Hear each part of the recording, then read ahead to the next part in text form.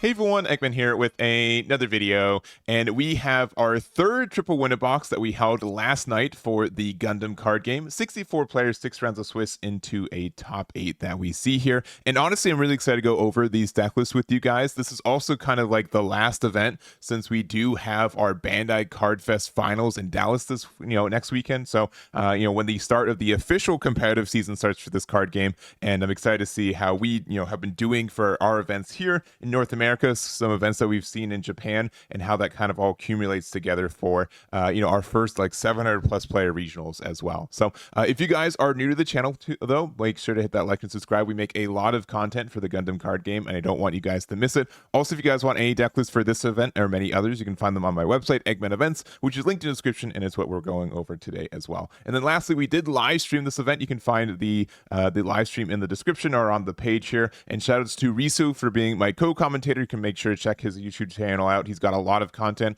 for Gundam. And then also thank you to Human for being our judge for this event as well. But as mentioned, we did have 64 players, 6 rounds of Swiss best of 1 into a top 8 of 4 blue-red Cyber-Newtype, 1 green-white Wing Zero, 1 blue-white Earth Federation, 1 green-red Zeon Aggro, and 1 blue-white Unicorn. So a good variety, I think, across the decks that we do have for this one. And I think that it's really interesting to see blue and red do so well in this event. I do know that this is a deck that I believe in a lot. It's probably a bit of an influence of people who watch my content, probably are people who like playing the deck, and it was tied for the most represented color combination for this, with having 18 blue-red, 18 green-white as well. And then there also were 13 blue-white, 9 copies of blue-green, 5 red-white, and a single green-red, which was able to go a distance and get an X1 finish, which is really cool to see. So if you guys want to check out any of this other data, you can check it out there too. But we will be going over the deck list in general. So we're going to look at all top 8, and we do have 2 extra copies of unique deck lists from a top 16 perspective. We do have like this blue and red like Earth Federation ZAFT build, so not like a Cyber-Newtype build, and also a blue-green Zeon Aggro, which again, it's been so curious to me to see like this deck do so well in Japan and then just be mediocre, I think, or just underutilized, I guess, in comparison in North America. But that's still been the case based off events that I've been able to run. But I'm really excited to see at a huge 700 plus player level if blue greens are able to find the footing that it needs to. So we're gonna go over our first place list. So this is Chase's version of a blue red. I'm calling this like a full frontal Cyber-Newtype. This is different than a lot of builds that I've been seeing with this deck in general, and the majority of it is that we kind of like have like no mid game, right? We've got our early game where we've got like the Jin and the Zaku Mariner as well as the gun tank, right? So we do have a good amount of units for the early game. And then we don't have anything for level 3, right? We only have the Anksha, we've got the Gundam, we do have the Vasalis that is, our base of choice, our shield, yeah. There's a choice which we're able to, if we play a Jin or a Mariner early, we do get that additional advantage of being able to get rid of an EX base by bumping up to one of these to 3, which is good. But then, yeah, we don't have anything on the mid game, which is really interesting to see. So, and then we do have our Gundam. We've got 4 copies of Kshatriya. We've got our big Kshatriya. We got 4 copies of Shinanju, which this card can be so good at getting the, ping damage as well. The fact that, also full frontal is a Cyber-Newtype is great, so you do get the advantage of like putting it in the Kshatriya and getting the additional damage if you need to. Obviously you won't get a link, so you won't get you won't be able to attack the turn you play with it, but that's also great. And then we also have the Shamblo here, so attack if you have 2 or more other rested friendly units in play, choose 1 enemy unit to deal 3 damage to it. So I don't know how consistent that's going to be for the additional damage, but the fact that this links with every pilot that we have in our deck, which we're running 12 of, means that it's very easy to get this to work, right? Only we don't get the Merida link effect since it's not a link, or actually it is a link, yeah. So since it is a link, sorry, we do get the effect. My apologies. We don't get we get to play full frontal with it too. We get pretty much everything with it. The issue is that it's a level 8 is the bigger issue, because it's difficult to get there sometimes. But I've been noticing that games are going a little bit longer against everything that's not like a very aggro match as well. But yeah, this being able to get like ping damage off the Merida, being able to the rest of the full frontal and the Amuro are like when paired effects too, so that is important enough for those. But it's a really interesting ad, and I haven't seen this build of red blue really see success before, so I do think it's something I definitely want to try out myself. But you're not running any copies of Show Resolve, right? You're not playing any like ways to get back your like if you start losing card advantage or like tempo, like there's not any way to refind it, right? We're kind of like one card top decking for the rest of the game, so that can be kind of difficult. But I do think like Shinanju still, like this card can be terrifying, right? It's able to do a lot of damage if you're able to get especially the link with full frontal with it. But without it, I do think it's like a little bit lackluster, and it's a little bit tough with full frontal where you know, we don't have that many units we can play with it. So I've tried this before. Instead of playing Angsha, there's like a Zaku guard that does essentially the same thing. It costs 3, but being able to do 1 damage to anything is kind of tempting. So I'd consider playing that card as well. But yeah, it's definitely this weird issue where there's just so many like your mid game is kind of just gone, right? You want to have pressure early game and you want to be able to, you know, play your big drops later, but it's a tough balance for this in general. But here's the build. Congratulations to Chase for their first place finish with this full frontal version, or, you know, Shidanju version of the Cyber-Newtype. Next up, we've got like the 3 other, like I would say, more standard builds. So we've got Derek's as well as Blayne's and Michael's build for these. So you're going to see like, yeah, this is pretty standard for what we've been seeing, right? There's a decision on if we want to play like the vanilla Gundam or the Battle of Aces. I would say that Battle of Aces has been less popular lately, but it still can be a really strong card. We also do have, you know, copies of like Close Combat if you want that a little bit instead. Gun Cannon's been a bit of a decision card, but we do play a good amount of white-based pilots, meaning Amuro, so we do have that chance to use that there as well. And then, you know, just kind of the choices as well. So it's kind of generally the same we've been seeing for the last month or so. There are just some personal choices to help with your consistency as much. I don't know if I could play 4 copies of Show of Resolve. I think 3 is the most I would be playing in a deck like this right now. I think 4 is like 1 too many. But you know, when you're able to see it, when it's able to help you like restart your aggression a lot of the time, or help you find like Banshee Maria, that does help you in those situations too. So not much to say, but congratulations to Derek, Blayne, and Michael for their finishes there. Next up, we've got our green and white Wing Zero, and this is Kyle's version of the deck here. And also just shouts to Kyle. He had a really clean game. He did have a bit of, you know, end of, you know, these events go a little bit late on a Tuesday, especially on an East Coast, but was able to, you know, was in the finals. I think it could have been in his grasp, but it was just a little bit short from a minor misplay potentially. But I think he did fantastic with it. And in my mind too, like it's very, very possible that Wing won our event too, which just kind of shows a lot of what I'm thinking. Like that Wing is just still a really good deck, and it's bizarre to me to see just how popular Wing is in, you know, English and North America compared to Japan, where it's not as used as much and it doesn't top as much either, including like our last like large event that we covered for Japan. So but I do think this deck has had some little innovations over the last little bit. Most people are still adding like copies of the Sword Strike Gundam, which can be really good, specifically with the Kira. The fact that it does have 3 health is a little bit discouraging, but the fact that if you're able to either Sword Strike or Strike an early game board, that can kind of reset a lot of what your opponent's been doing.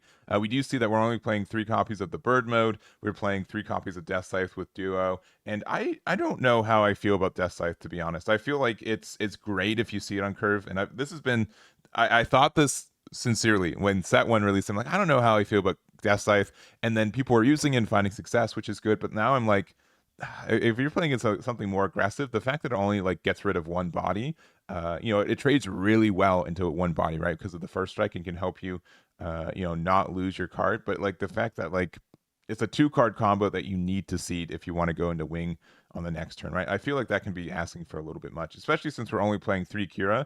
And I think that Kira Ailstrike is probably the best way we can deter aggro decks in this deck in general. I think that's just the best way in general to try to approach that. So I don't know if how good that's going to be moving forward, but I do think that you know, I think Wing is still really here. I think people are still making adjustments to how they want to build their decks to make sure that essentially it's either no one's like trying to ramp as fast as possible to get to Wing. It's more if you just survive long enough to be able to use it effectively. That's kind of been the shift I've been seeing a lot of people do as well. So not much more to say. Here's the build here from Kyle. Congratulations for their top 4 with the Wing Zero deck.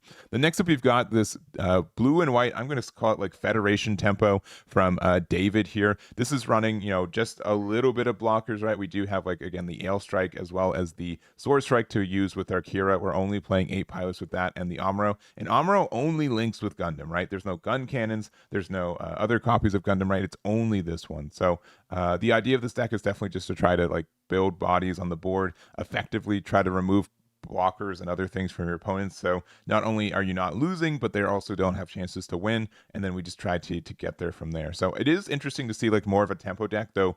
We're playing Zawart instead of like a Demi, Garrison, or like a Jim instead. I would kind of expect that instead if we're doing this, especially since we're not playing any like Archangel or anything. We're only playing 4 copies of Corsica base for our blockers as well. We are playing the Naval Bombardment though, so this does kind of help us with the Zawart action. Choose one friendly unit with blocker, gains AP +3 during this turn. So it's kind of like an opposite of like show or unforeseen incident, which we're also playing this card and can help us get some really good trades, especially with a repair card like this one. It means that your opponent has to like really if you get like a favorable trade with Gundam, then you can heal up, and then your opponent has to like try to remove this card again, which can be kind of tricky. So it's an interesting build. It's kind of like this mid-range, like just again a pile of good blue and white cards. We're just trying to get good tempo and advantage, and if we do so, we can win the game off that as well. So not much more to say. I guess the only thing is that I'm a bit surprised we're not playing like a Hawk of Endymion. I think that card can be really helpful, specifically because we're playing Sword Strike and 4 copies of Perfect Strike Gundam, but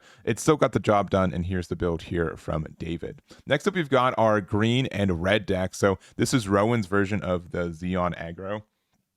And again, like I would probably say green and red's probably the worst color combination in the game right now. I don't think anyone would really contest that. It's probably between that or a red-white. I think those two are both decks that, at least compared to the other color combinations in the game, are less represented, especially like in a top cut scenario. But it does have some strength for it, and we're playing kind of I'd say a little bit like more mid-range version of it for this one too.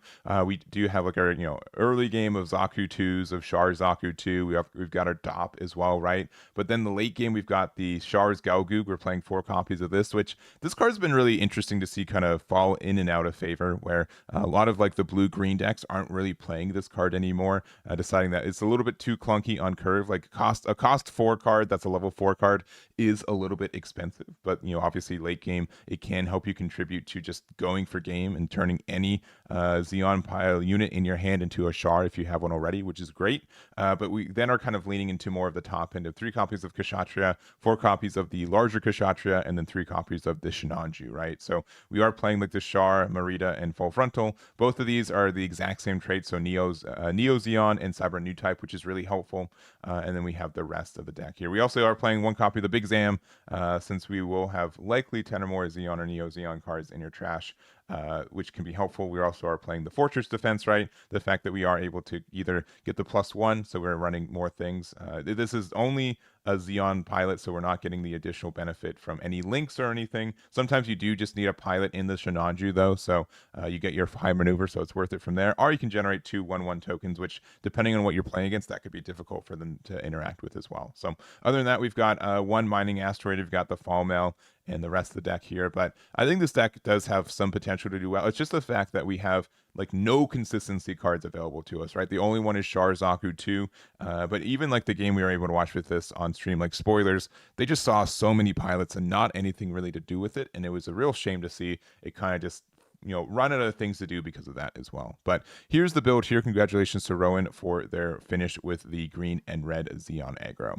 Next up, to finish off our top 8, we do have David with their version of the blue and white Unicorn tempo. So this deck has been, Unicorn's been in a weird spot. And again, this is a deck that isn't as popular, I find, in Japan. I think more people are just running the blockers build of like Freedom and stuff, and they don't really have time to play with the Unicorn. And I'll be honest, like I love Unicorn as like a concept and how like the cards work in this game too, but like it's so difficult to find these cards, right? Like 2-card combos in this deck are already kind of asking for a lot with where the consistency is, but this is kind of like a 3-card combo, and if you're not seeing it on curve, then you're really suffering because of it as well, right? I think like in like a control sense, like Unicorn Destroy mode is just like a really good kind of like checkmate card where you can really force favorable trades by just resting anything on attack every turn in the late game if your opponent's just kind of top decking units kind of thing. But if you don't get to that spot, this deck has a lot of issues trying to stabilize from there as well. But we aren't playing any Zawarts, which is interesting. We are playing 12 pilots with the Amuro, Akira, and the Banager. We are playing the Corsica base, the Overflowing Affection, Unforeseen Incident, and the Show of Resolve, and then the Striker pack at 2, right? Again, Sword Strike Gundam, I think, has been a pretty cemented ad whenever you're playing Kira in these decks anymore. Mula Flaga usually is like a consideration too, since it does, again, have like the additional way to interact with this too, and I think it's in an okay spot as well. So not much more to see. Again, I think blue-white has such a good card pool that there are so many different ways to build this color combination. I think Unicorn is definitely one of them, and congratulations to David for their finish there. And then we've got 2 bonus deck lists. So we've got Brandyn with their version of a blue and red, I'm saying Earth Federation aggro with a ZAFT twist, right? And so the main ZAFT part, right, is it's really only the Aegis Gundam MA mode with the Atherin, but like Atherin and Aegis is so good. And I've mentioned it before. There's so many times where I'm like, if I see this card in conjunction with Atherin, I win a lot of my games. And the reason is the same reason for like Gundam and Amuro, right? The fact that you're able to rest a blocker and then this can attack into it favorably is really strong. And Aegis essentially does the same thing with Atherin, right? The fact that we are able to say during this turn, this unit can attack active units that are level 5 or lower as attack targets. So if they have an Ilford out, you attack into it. You're a 4/6, so not only do you get to trade with them, but then you get to do 3 breach damage, which is enough to get rid of an EX base, right? It's just such a strong start that if your opponent doesn't answer it, they are going to be playing behind for a lot more of the game as well. So I do think that there are some kind of there is also like the Zeno, which I think you can definitely run with this deck too, which has first strike against earlier unit cards and can be used with Atherin as like another link, so I'd consider it. But we're also playing like this Earth Federation base as well. So we've got 4 gun cannons, we're playing the Jigen, we're playing the Rizal, and then we're playing like the Gundams as well as the Amuro. So I haven't played this deck in specifically, but specifically saying like Amuro or Atherin, both these cards have been really good pilots to use with their level 4s on curve, and so because of that, I think they're definitely worth a consideration. And congratulations to Brandyn for their 2-0 with this deck here. And then lastly, we've got Andrew with their version of a blue and green Zeon aggro. So again, we didn't have any go X1, right? None of them got into the top 8. But we do have this build for us here. And it mentioned too, like the fact that like Char's Galgoog is just too slow in this deck is really interesting to see, right? The card that says like, I can really link with, a lot of cards in your deck, if you want to think of it that way. The ability to be able to like attack with high maneuver for 6 AP and get around like even desert base, right, is really tempting. But most people are saying, you know what, it's not even worth it. We don't even have that there. And we're not playing any RX-78, right? That is insane to me, right? I feel like that card is so good, but instead we're just playing 4 copies of Amuro and then 2 copies of Siege Ploy, which I do think Siege Ploy can be really helpful in your situations. We've got Corsica base as well as our base of choice, which I do think is fantastic for the deck too. But just such a low to the ground build that just says, Amuro is so good as just resting blockers already that we don't really need the link with it. Though again, I'd be really hard pressed to not have at least 1 or 2 copies of the RX-78 to help you get like, I don't know, like 6 AP rest thing. The thing is just, it's so hard to contend with. I feel like you have to try to find like a little bit room for it. But when we're playing 8 level 1s and then so many of our level 2s, the idea of this deck is definitely more so just get to the low to the ground and try to flood the board as soon as possible and prevent your opponent from really interacting with you kindly because of all your resting stuff as well. So here's a build from Andrew, and congratulations for their X2 with their deck there. But that's going to be it for this one. Again, if you guys want to check out any of the deck lists, you can find them on my website, Eggman Events. If you guys are going to be at Cardfest, let me know. Make sure to say hello. I'd love to talk to you all about Gundam, and looking forward to seeing the results for that event as well. But that's going to be it for me. Thank you for watching, and we'll catch you all next time.